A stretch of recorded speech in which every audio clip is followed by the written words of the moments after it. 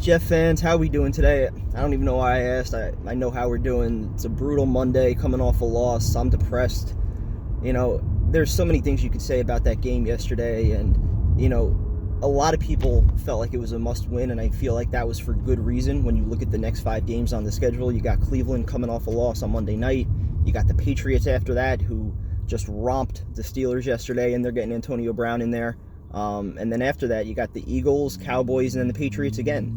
So, at best, maybe you go, 2-3, and you're sitting at 2-4 with an uphill climb in the second half. Maybe you're lucky and you go 3-2 and you're at 500, and you still have kind of an uphill climb in the second half. This loss was a killer. Not just, being a divisional game, but having a 16-0 lead in the third quarter, and then it just completely falls apart.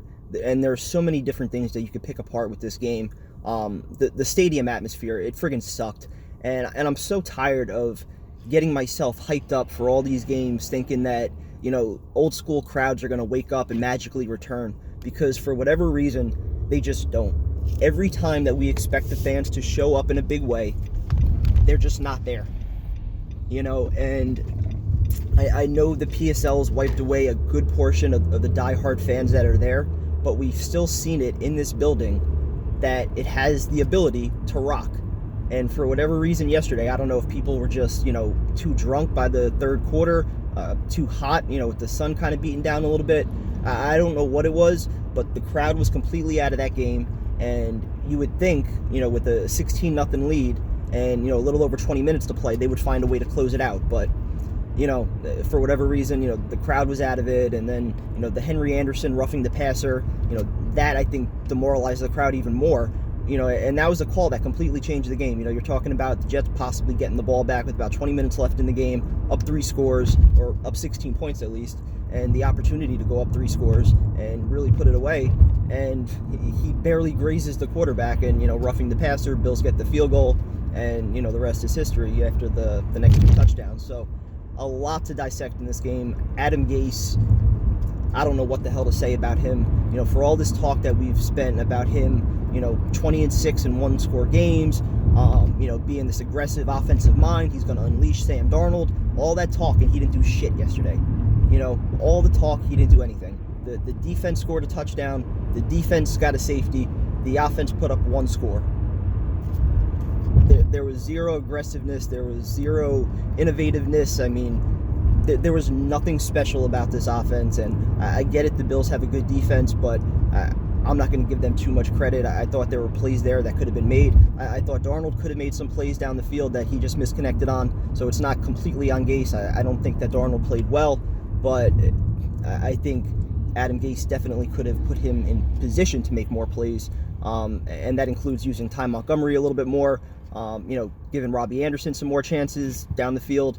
There were so many things you could pick apart with this game, and it is frustrating. And the biggest thing that I'm going to go back to, and I am so beyond sick of hearing how Mike Maccagnan is still to blame at kicker. This isn't going to be a Mike Maccagnan rant, so you don't have to turn it off.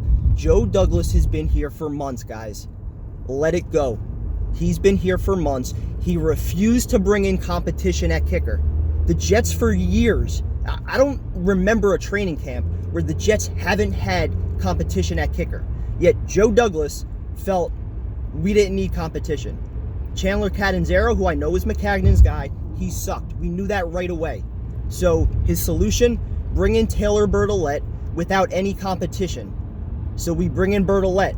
We waste our preseason games and our reps at MetLife Stadium letting Taylor Bertolette kick field goals. We find out he sucks. We pick up Vedvik. He does the same shit. Couldn't hit an extra point, couldn't hit a field goal. That's the difference in the game. You want to point to the 2-point conversion that we got to make up for the extra point? I don't really care. It was still points off the board, and the field goal especially. There was zero excuse not to bring in competition throughout the year, or throughout training camp, and there was zero excuse, especially with all the veterans that were out there, guys that at least have experience doing it in NFL games, not to go into week 1 with this kid as your kicker. It's not even second guessing, because if you've been listening to this channel, if you've been listening to the show on Tuesday night, we've been talking about it all summer.